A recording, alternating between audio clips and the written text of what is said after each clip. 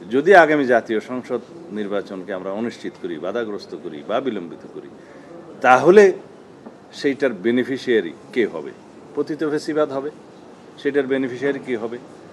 কোনো রকমের কোনো অসাংবিধানিক শক্তি হবে। তাহলে সেটার পরিণতি কী হবে? এই জাতি অনেকবার সেই পরিণতি ভোগ করেছে। আমরা বলেছি জাতীয় সংসদে যারা ভোট প্রদান করবেন এমপিদেরকে, তার তো একটা জাতীয়ভাবে পরিসংখ্যান হবে যে কতজন ভোট দিলেন, কত ভোটার ভোট দিলেন।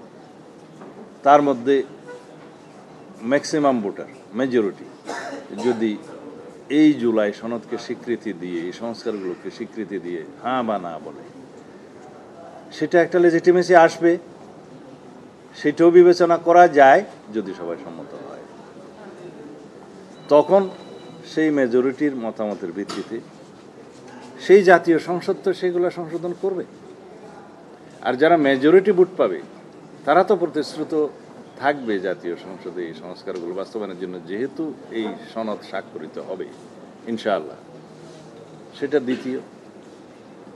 তখন বলা যাবে যে মেজরিটি যারা ভোট পেয়েছে, যারা কোনো দল অথবা জোট সরকার গঠন করবে, সংসদে যাদের মেজরিটি থাকবে, তারা যেমন রেসপন্সিবল থাকবে, সমস্ত জাতীয় সংসদের সকল সদস্য রেসপন্সিবল থাকবে সেটার দ্বারা, জনগণের রায়ের প্রেক্ষিতে। এবং এটাও আমরা বলেছি যে যা কিছুই গৃহীত হোক, জাতীয় সংসদে যখন সংশোধনী গ্রহণ করা হবে সংবিধানের, সেখানে কিছু মৌলিক প্রশ্নে এইবার আমরা সম্মত হয়েছি সেই সংশোধনীগুলো আসবে, যেগুলোর জন্য সাংবিধানিকভাবে অবশ্যই আবার রেফারেন্ডাম করতে হবে আফটার দি অ্যামেন্ডমেন্ট। তাইলে দুইটা রেফারেন্ডাম হয়ে যায়। এগুলো সব বিষয় বিবেচনা করতে হবে। আমরা আগেও করব, পরেও করব কিনা সেটাও বিবেচনা নিতে হবে। তো সেই জন্য আমরা বলেছি, দেখুন আমরা আলোচনার টেবিলে আছি, আমরা সমাধানের জন্য এক জায়গায় যাওয়ার জন্য প্রতিদিন ইনোভেটিভ আইডিয়াস বা জাতির পক্ষে সমাধানের জন্য আমরা প্রস্তাব দিয়ে যাচ্ছি। এখন যদি এই আলোচনার টেবিলে সমাধান হয়, আমি আশা করি হবে ইনশাআল্লাহ, তাহলে আমরা যে কোনো অসাংবিধানিক প্রক্রিয়াকে আমরা বন্ধ করতে পারব। এবং যেটা আমি আশঙ্কা প্রকাশ করি এবং অনেকেই শঙ্কা প্রকাশ করেছে, যদি এটা আমরা ঝুলিয়ে রাখি, যদি আগামী জাতীয় সংসদ নির্বাচনকে আমরা অনিশ্চিত করি, বাধাগ্রস্ত করি বা বিলম্বিত করি, তাহলে সেইটার বেনিফিশিয়ারি কে হবে? পতিত ফ্যাসিবাদ হবে। সেটার বেনিফিশিয়ারি কে হবে? কোনো রকমের কোনো অসাংবিধানিক শক্তি হবে। তাহলে সেটার পরিণতি কী হবে?